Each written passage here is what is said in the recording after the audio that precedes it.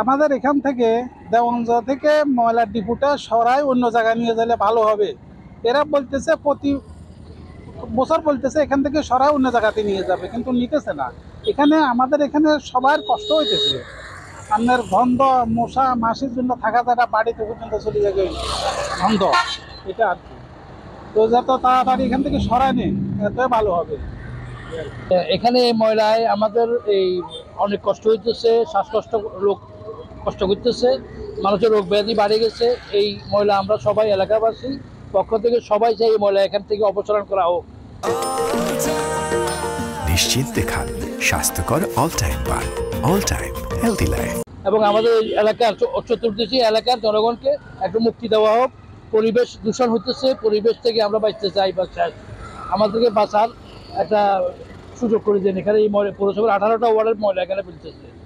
আজকে অনেক বছর আমরা কষ্ট করতেছি, দেওয়ানগঞ্জ, দেবীপুর, মোটবাড়িয়া, মটুয়া, উত্তর শাড়িপুর, এই সমস্ত এলাকার লোকগুলো আমরা অনেক কষ্ট করতেছি। রাতে ধোঁয়া, দিনে দুর্গন্ধ।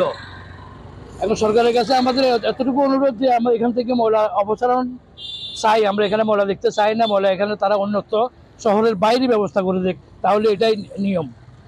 এই ময়লা শহরের মাঝখানে, শহরতলিতে এটা থাকা যায় না, কোথাও নাই। কিন্তু আমাদের এখানে কারো চোখে পড়তেছে না, কারো দৃষ্টিতে পড়তেছে না। এটা আমাদের দুর্ভাগ্যবশত এই সরকার থাকা, আওয়ামী লীগ সরকার থাকার সত্ত্বেও আমরা এটা দুর্ভোগ হয়েতেছি। আমাদের বসবাস করতে হবে এখানে, বহু লোক বসবাস এখানে, কিন্তু আপনার এই ছেলে মেয়ে আপনার পরিবার লই এখন আমরা অসুবিধাতে আছি।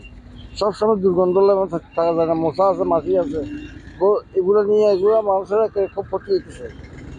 এইটা শুনছি নাকি আপনার এই যে ময়লাগুলো দিয়ে আপনার সার এবং আপনার বিদ্যুৎ বলে আপনার করতে পারে। এখন এগুলো এখান থেকে যত সবরে আমরা তাড়াতাড়ি করে নিয়ে নিয়ে যেতে পারি, তাহলে আমাদের এলাকাবাসী আমরা খুব উপকার হয়েছে।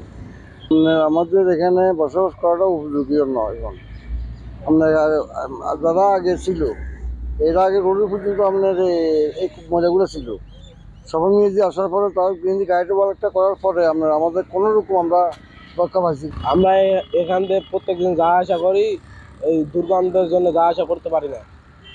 সরকার জানে আর একটা ব্যবস্থা করে।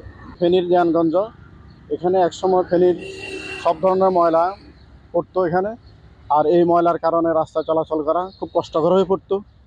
এছাড়াও এই দুর্গন্ধে রাস্তা চলাচল, পথচারী এবং গাড়ি ঘোড়া সব কিছুই কষ্টকর হতো। এখন শুনতেছি যে এটাকে পরিকল্পিতভাবে রিসাইকেলিং করা হবে এবং রিসাইকেলিং করে এখানে জৈব সার উৎপাদন করা হবে।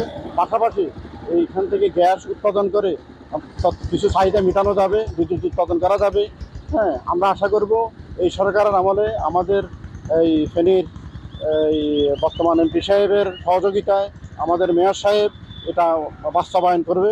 যদি বাস্তবায়ন করে থাকে তাহলে আমাদের এখানে দুর্গন্ধ যেমন চলে যাবে, পাশাপাশি এখানে কোনো ধরনের ময়লা আর থাকবে না।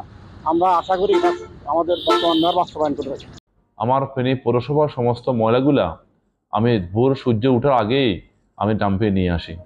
এই ডাম্পে নিয়ে আসার পরে এখন আমরা নতুন করে আমরা প্ল্যান করতেছি আমাদের এই ময়লা থেকে আমরা আমাদের বিদ্যুৎ এবং আমাদের জৈব সার বানাবার জন্য আমরা একটা প্ল্যান করেছি। ছোট্ট একটা প্ল্যান আমাদের আছে, সেটা দিয়ে আমরা জৈব সার আমরা ইতিমধ্যে আমরা ময়লা থেকে আমরা করি। এবং বড় প্ল্যানটা আমরা কিছুদিন মধ্যে আমাদের ওয়ার্ল্ড ব্যাংকের লোক আসবে, তারা সেখান থেকে বিদ্যুৎ এবং আমাদের এই জৈব সার করার জন্য আমরা ইতিমধ্যে একটা প্ল্যান আমরা করেছি। সেই প্ল্যানটা আগামী কিছুদিনের মধ্যে সেটা আমরা কাজের অগ্রগতি দেখতে পারবো। এটা 600 থেকে 700 কোটি টাকার এটা আমাদের একটা প্রজেক্ট বড় আকারে। তো আমরা যেভাবে প্ল্যান দিয়েছি সেটা 700 থেকে 800 কোটির মধ্যে এটা এস্টিমেট হয়েছে। যদি এটার মধ্যে থাকে তাহলে তো এটা হলো, আর না হলে ছোটো আকারে করলে 4 থেকে 5 কোটি টাকার মধ্যে এটা করা যাবে। বড় বিদ্যুৎ, তেল আর জৈব সার তিনটাই তাদের এটার জন্য প্ল্যান করা আছে। তো এখানে আমরা আশপাশে যে পৌরসভাগুলো আছে আমাদের থানা ওয়ারি, সেই ময়লাগুলো এখানে আসবে।